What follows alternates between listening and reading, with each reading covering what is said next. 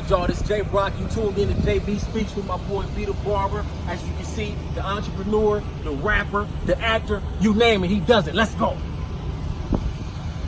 What got you started into doing the barber truck? Like, this was the first time I actually seen somebody do it. Like, when you mentioned it to me, I thought you was gonna be doing it in a van or something. But when you pulled up with the truck, I'm like, oh, B got it mapped out for real.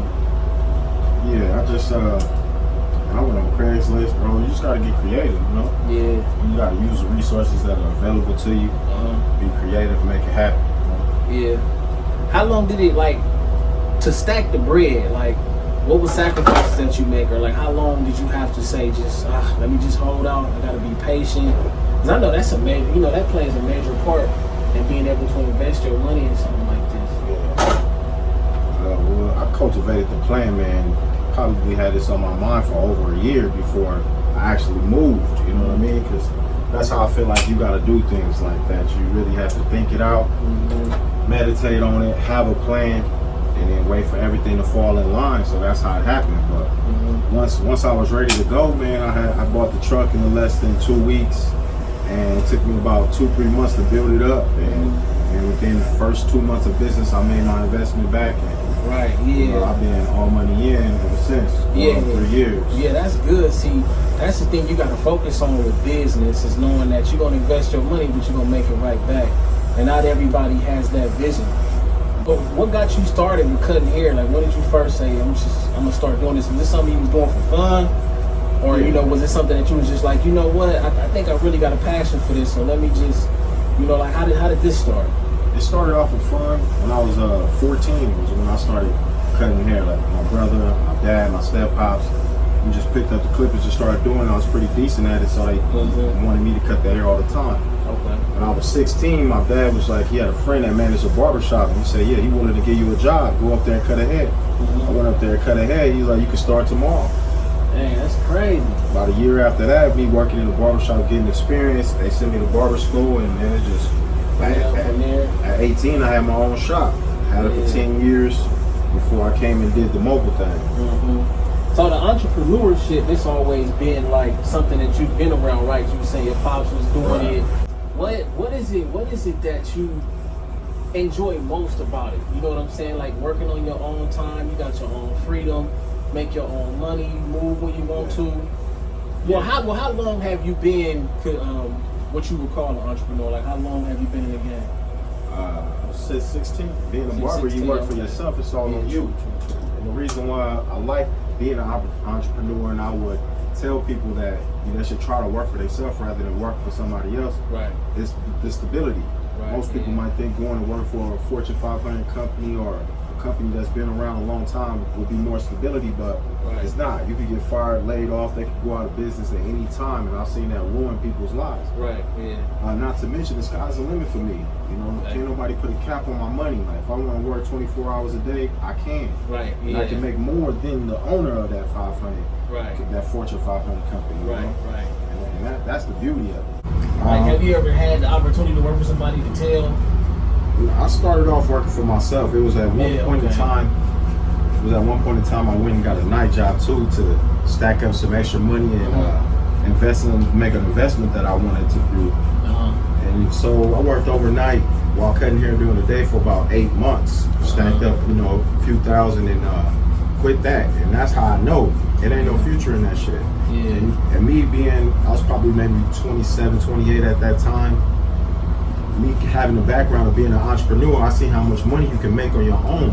So to see people that's been in a business and working for 20 years and still only be making $14, $15 an hour, that's where I learned for sure, for a fact, there's no future in that. Man, you're better off going and getting your own thing started. If you want any type of financial freedom, any type of wealth, you got to be creative. You got to be willing to step out on your own. Invest in yourself. Take that risk. You gotta. And the thing is about business, you really have to start from the bottom, unless you know what I'm saying, your dad or your mom or somebody in your family got it like that, to where you can start, you know what I'm saying, somewhere up on the totem pole. And that's one thing I remember, you know, when I got my first job, I'm like, man, I just working for people, I don't think this is for me. You know what I'm saying? Like I understood that from the jump. I'm still working for people ultimately because this is what I have to do, but I'm in the process of working on my own thing. And sometimes it's real, you know, I get anxious sometimes, like, man, I can't wait till I can be on my own. But it's like all this is just a part of my process. Right. And, you know, lessons that I need to learn while I'm still working for people, so that when I finally get on my own, I, you know, don't screw it up. And I can always think back like, man, I remember when I was working for people and I hated it. You know what I'm saying? They have memories to think back on, like, man, I never work for nobody again. You know what I'm saying? I know I'm worth more than $16 an hour. You know, I'm glad I ain't got, because, you know, man, I have a real problem with having to do things I don't want to do at work. And, you know, it's just like, man, I want to work hard, but I'd rather work hard for myself. You know what I'm saying? I'd rather work hard doing something I know that can feed my son, you know, or something that my son can end up owning when he gets older. You know, it's a bigger picture to it. And, you know, it's entrepreneurship, I feel like it was something I was born with. Like my mom and them, they fed me, go to college. But for some reason, I always thought ownership was just better. Ownership was better. The best managers were employees first, right? Because they see it from both sides. Yeah. You know what I mean? So, and also, a lot of the times, people don't come from the background where they readily have investments, or they got credit. They can go to the bank and they can get an investment and start their own business. So, right. So you having a job or working for somebody is leverage, but you can't get comfortable in that situation. You got to use it as leverage. Save some money. You know, while you're building your plan, you working for somebody else until that you can break free and invest in yourself. So that's the way to entrepreneurism right there. Entrepreneurship. Right. And so, you know, you doing it in more than one lane. You know what I'm saying? Like, you got rapping, you act. That's why I said we would be the Barber, aka Mr. Everything Else. Because, you know, what got you into like doing the music? What got you into doing the acting? Oh, well, it was a passion of mine for a long time. I had a cousin who my dad managed and did all of that while I was growing up, so I admired it. My brother sings, and it was just in our blood. It was just a natural attraction from young, and I've been using the barbershop, owning my own business, as leverage to fund the music. You know, our label, our clothes, and everything. You know, it just goes hand in hand. Right. Yeah. You gotta have some money to invest in yourself. Pretty solid. But you know, Hustler got a lot of things going on. Right. Yeah. Every day is something new. Right. What's some advice you would give to like another young barber or another entrepreneur who feels as if he can get it in more than one way? What's something that you would advise for them? What's some words of wisdom? Get it while you're young, man. Work hard as you can. Put your time to good use. Try a lot of things. Do a lot of research. And invest in yourself, man. Do it while you're young. Right. Yeah. You know what? One thing I had to learn about like the two businesses I didn't succeed at is that it takes a lot of hard work. It's like a lot of people want to skip the hard work. You know what I'm saying? Like they just want the pretty side of it. Right. What's like some of this? Well, I know you cut hair all day long. That's the thing. You grinding all day, but some people might just want to cut a head or two and go about their day. So how do you feel? I mean, like, is there times you like, man, I just want to go home? You know what I'm saying? It's times where it's like rough, like, I mean, of course, but what you put into it is what you're gonna get out. Right. And that's why, you know, I go hard. You know, the best things about me that I hear from my clients is consistency. Professionalism, you know, quality never changes. Right. And that's why, you know, I stay booked up, I stay busy, I always got a line. Because what you put in it is what you're gonna get out. So always put your all into it. Do something that you love so that you could do it every day for as long as it takes for you to move on to the next level. Right. Yeah. Always be building your plan, be thinking about it from day one, what's your next move, so that when the opportunity comes, you able to capitalize. Is there somebody that you look up to, like, man, I admire your hustle? You know what I'm saying? Like somebody that you would say you take game from that helps you throughout life and throughout your process. Yeah, I would say my dad would be my first example of an entrepreneur. You know, he was very successful in real estate and a couple other things, music, and a lot of, you know, put his time into a lot of things, and he was successful. He never worked for nobody. You know, he gave us a better life because of it. And then, you know,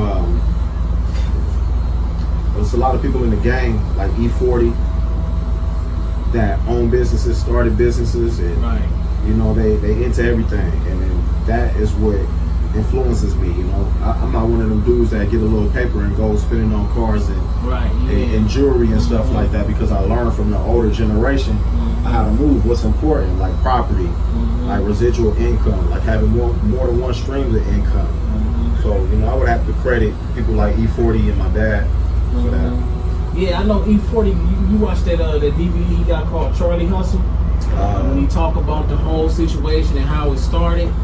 No, I gotta check that out. Yeah, you gotta see Charlie Hustle, bro. Basically, that's his story. That's his whole story. And I remember watching that movie. I was in high school, and I remember at the end of the movie they was talking about how he built an empire. And I'm like, man, like that's deep to me, bro. Like one person, you get you a crew of people, and y'all can really build an empire. You know what I'm saying? Like that's something so big. And that's, you know what I'm saying, that's the plan. That's my plan, man. I want to build something, like I said, that's going to last years and years after I'm gone, man. Right. So something for my kids to walk into, you know, some properties, a business that they can take over, you know. That's my goal.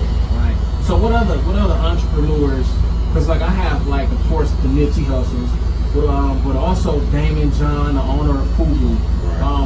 Have you heard a story that was able to motivate you? Like maybe you was having a downtime and you thought about somebody's story, like, man, well, they went through this, so I know I got to keep fighting through this so I can make it too. Yeah. Well, Master P and Donald Trump, you know, both of them were like millionaires, business owners, brilliant, genius businessmen that have both filed for bankruptcy before. Right. So that lets me know that, you know, it's okay to take risks, man. Right. Everything don't work out how you want it to. But in the end, look at them. They're both rich, successful, regardless of, you know, the little ups and downs or losses that you might take along the way. So I always keep that in the back of my mind, that people that have failed before and got back up and still succeeded. So it's nothing to be scared of. Right. Yeah, see, that's the thing I had to actually learn about life, is that it's okay to fail. You know what I'm saying? Like people, at least what I experienced, failing is not bad as it seems. Everybody fails, everybody makes a mistake. But you have to fail, you have to make mistakes in order for you to grow. You know what I'm saying? Whether it's you growing physically, whether it's you growing mentally or spiritually, somewhere along the lines you have to fail in order for you to understand what it really takes. You know, so like I said, for example, me starting my 2 first businesses and failing at those, I learned a lot more. You know, I have a lot more knowledge going forward than I had in the beginning. But it's because I had to fail, you know what I'm saying? It was things I had to learn in order to get to where I am today, and to understand I gotta be patient, you know what I'm saying? It's gonna be hard. You're gonna take losses, you're gonna make mistakes, but it's gonna be okay. You know, and Nipsey really inspired me, because he tell you all day long. I started off with Trump. His brother started selling t-shirts on the corner of Crenshaw and Slauson. Like, it wasn't pretty in the beginning. But I feel like nowadays everybody wants everything to be pretty. Like, you know, yeah, it's pretty. If it's not pretty, I don't want it. Like, everybody want to open up and start off the Breakfast Club. Everybody wants what the Breakfast Club has, but the Breakfast Club wasn't like that in the beginning. They started off with just a couple of chairs in like a meeting room. You know what I'm saying? Yeah. These are all the reasons why people hesitate on following their dreams, because they, you know, don't want to struggle. They don't want to put in the work. They don't want to start from the bottom. And that's why a lot of people choose the fast money route, but there's no future in that. You know, a lot of people end up going to jail for life, or for a very long time, you know, or end up going back to school at 40 years old, or end up working minimum wage at 40 years old, because they didn't put their time to good use when they were young, for lots of reasons. Pride being one of the biggest reasons. Pride and fear. I had to come to clear understanding that the hustle, that the grind is going to be ugly. Like, the process is going to be ugly. But as long as, you know what I'm saying, you don't quit, you'll make it through. Exactly. You have everything you need. That's the key. Yeah. It's never a question of if. It's always when. When, exactly. When you're putting in your time and your effort, you don't quit, it's gonna happen. For real. And that's what a lot of people haven't realized, because they've never put it to the test. Right. Never worked for nothing, never gained nothing, never earned nothing.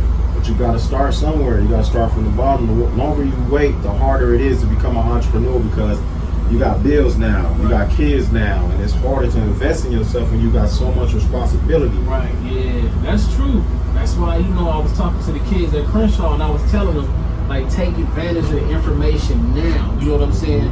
Because if you wait until you're 30 years old, now you got more responsibilities. You can still do it, but it'll be a lot harder. And you'll think to yourself, like, man, I wish I would have did this when I was younger. You know, like, you don't know how many times I heard people as a kid start to say, man, I wish I was in your shoes again. Right. Like, I wish I was in high school. I wish I was in college. Like, you know what I'm saying? That's real stuff, because they realize that now, at this point in time in my life, I got so many responsibilities, I can't slow life down to do what I want to do. You know what I'm saying? So that's why it's so important to take full advantage of what you have in your life, man.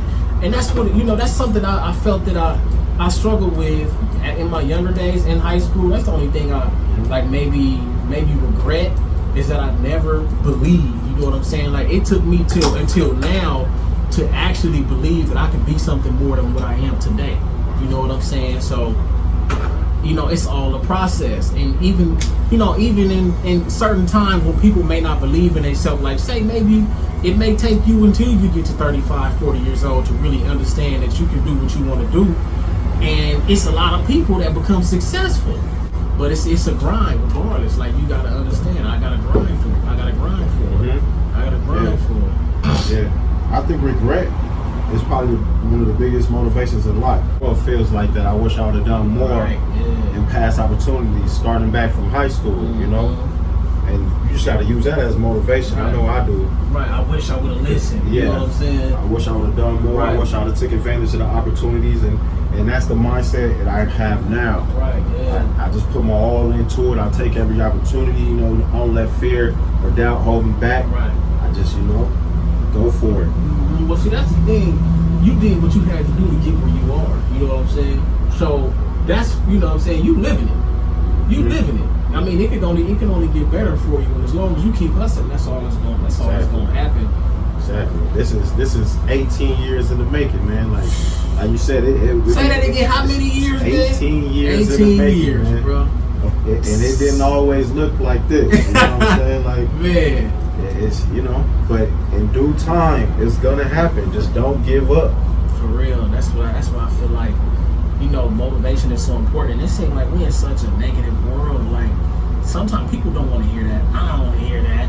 Whatever. I don't believe that. Like, it's like, man, that's your problem. You know what I'm saying? Like, you want to live in a negative, angry, attitude-having world when it's like you need to hear something uplifting. You know what I'm saying? Because everybody not going to keep it 100 with you like that. Or the fact that, or it can simply be that you just don't want to put in the work for it. So that's why you don't want to hear the uplifting words that somebody can have for you, because you don't want to put in the work. Everybody wasn't meant to be a boss too, Yeah, that's true. That's true, and there's nothing wrong. If you're an entrepreneur, if you work for somebody, it's nothing wrong with that, bro. You got your lane. But for the people that have that urge to be an entrepreneur, for the people that have that urge to follow a bigger dream than working for somebody for the rest of their life, you gotta put in work for it. Let's go.